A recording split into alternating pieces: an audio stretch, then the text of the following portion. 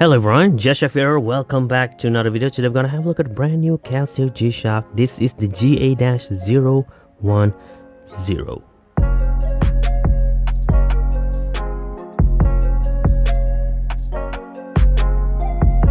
At a glance, it looks pretty straightforward, and I gotta say, kind of like that, but it do have a lot of little details that makes it different, also in a way better than already existing any digi model, especially at this price point. In this case, 18,150 yen for the MSRP, but I paid way less than this. Check the unboxing video. Also, shout out to Japan for making this possible as well. Now, the one I got over here comes in blue. Positive display. You got 3 separate sub-dial. If you look closely at the design, it looks really closely similar to the GA-900 series watch face. It even works the exact same way as well. But I did not have that watch on hand, so I'm just gonna compare this watch to this instead. This is the GA-700 series because it also still functions the exact same way, where it does have target time, like so. Alright.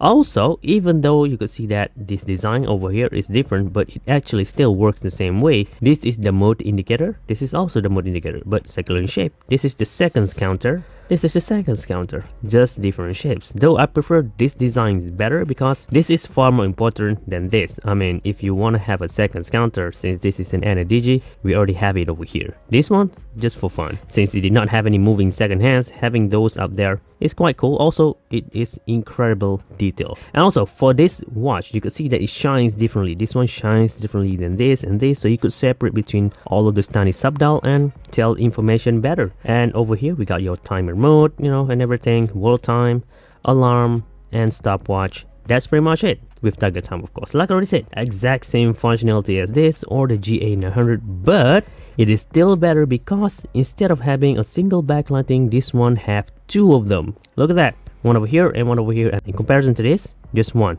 Not only that it is one, it is pretty dim actually. This one is far brighter, which is better, of course. Something that we normally wouldn't get at this price point. Believe it or not, we now have glows in the dark index marker. And that's one of the other reasons that makes this watch a lot better. Okay, even just a little bit, but having those is great. Next up, if you look closely at all those tiny little index marker, the minute marker over there, that has texture on it. So that's another added details that normal G-Shock did not have, especially at this price point. Plus, even those G-Steel or even the MTG wouldn't have these little details, and this watch have it, and that's good.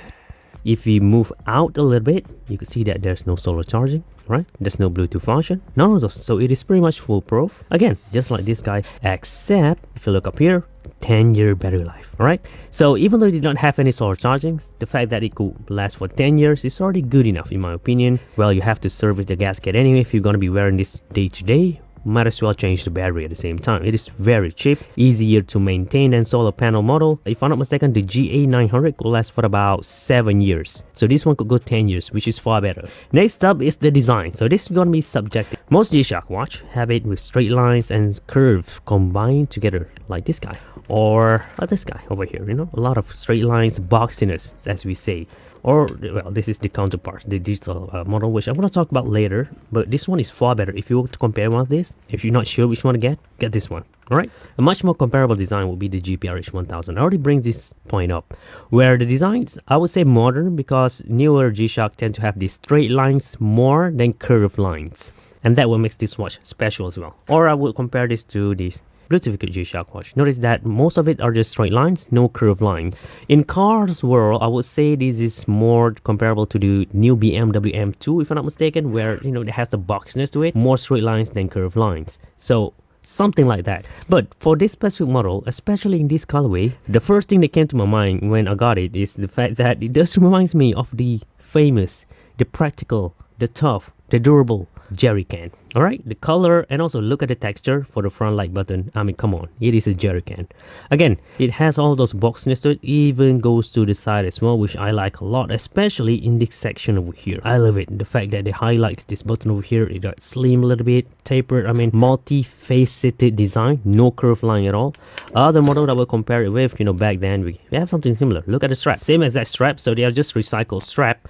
But because the new bezel design, I think it fits better than one of these. Look at that. On this section, it is straightforward, just curve, some, you know, boxiness to it. But this one, much more accentuated. I just overall really cool design. Honestly, the first impression, I really have really low expectation for the watch, but overall, you know, after wearing this for about 2 weeks or so, it is special. It is better, I would say. Also, it is carbon core now, so it is a bit more lighter in weight, and it did not have any, you know, quick release spring bar, but you could access it already. And because it has the same design, I would say, to a 110 as far as the side profile goes. Well, not this one, the metal one is better than the resin version. The point is that it won't fit you best. It has a traditional fit, and a modern G-Shock tend to fit perfect on if you have a skinny wrist, they tend to fit perfect. So this watch is, you know, more of a older, I would say, GA-110, GA-150, all those popular NADG model in the year 2012, 2013, 14 or so.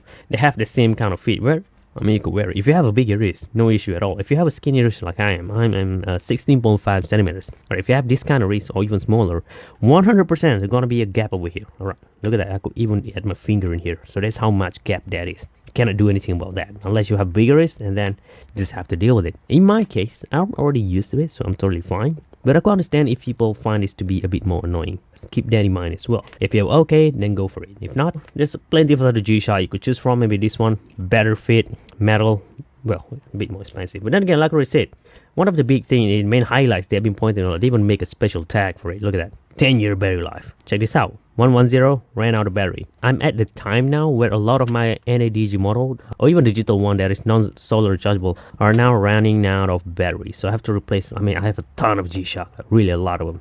It's gonna be costly. Knowing that it could last 10 years, and you know, just a peace of mind at least. Especially a basic watch like this, foolproof and everything. A lot of people could use it. You're not gonna get lost through all those complicated functions and everything like that. So a bit more points there. Aside from that, I just need to point out, you know, since because it has all this multi-faceted, multi-surface design, you know, just an opinion. If this watch gets popular enough, maybe they'll try to make a metal bezel version of this, just like they did on the GA-700. It's gonna be insane. Just for future speculation. I hope you guys learn a thing or two. Before I end this video, I need to point out a thing. Metal buckle. Speaking of which, we normally get only resin buckle. Since they gave us metal this time, I gotta point it out, which is a good thing. Alright, that's pretty much it. I'm gonna talk about the GD-010 next for now. That will pretty much cover everything I need to talk about the GA-010. If you have any thoughts and opinion, let me know down in the comments. With that said, thank you very much for watching. This is G-Shock High Fashion Channel, and here we go.